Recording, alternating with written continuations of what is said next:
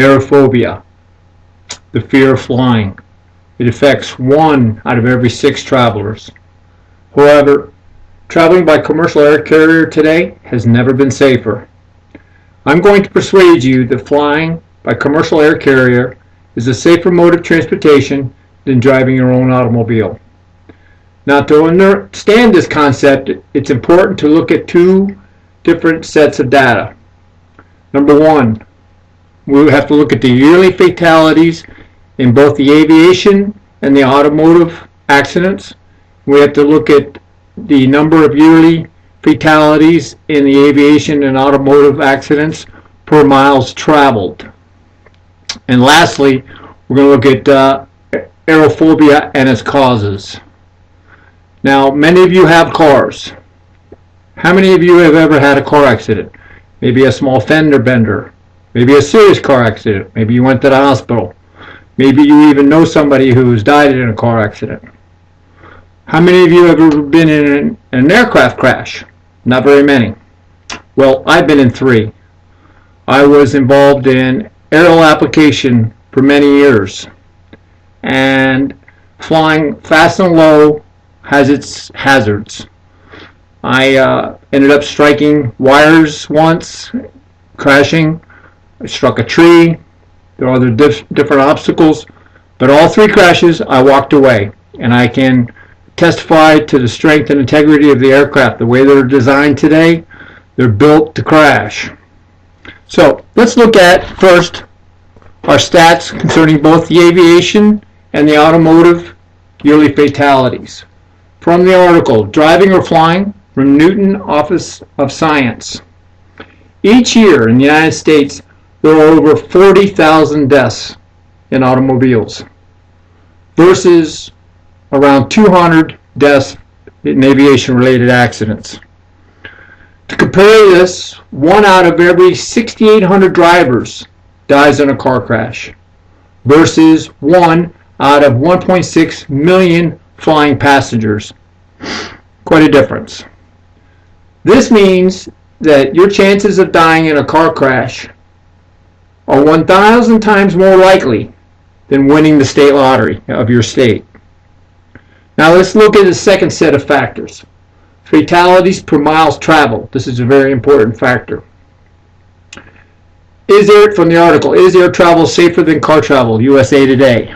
From the National Highway Safety Administration, statistics from 2008. For the automotive industry, for every 1 million miles traveled, there are 1.27 fatalities.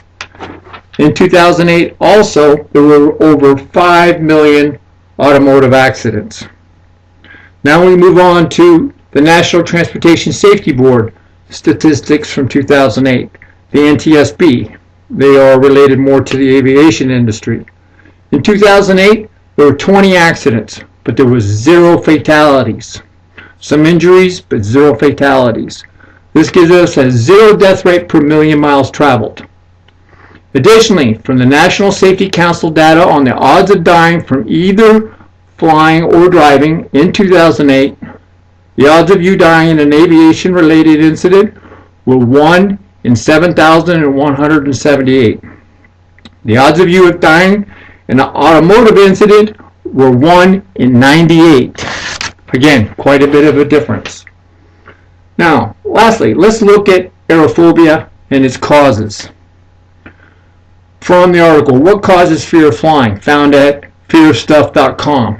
As I said at the beginning, 1 out of every 6 travelers experience some kind of aerophobia. This may be from a bad experience. The last flight they were on, they had it was very turbulent. And this can cause anxiety.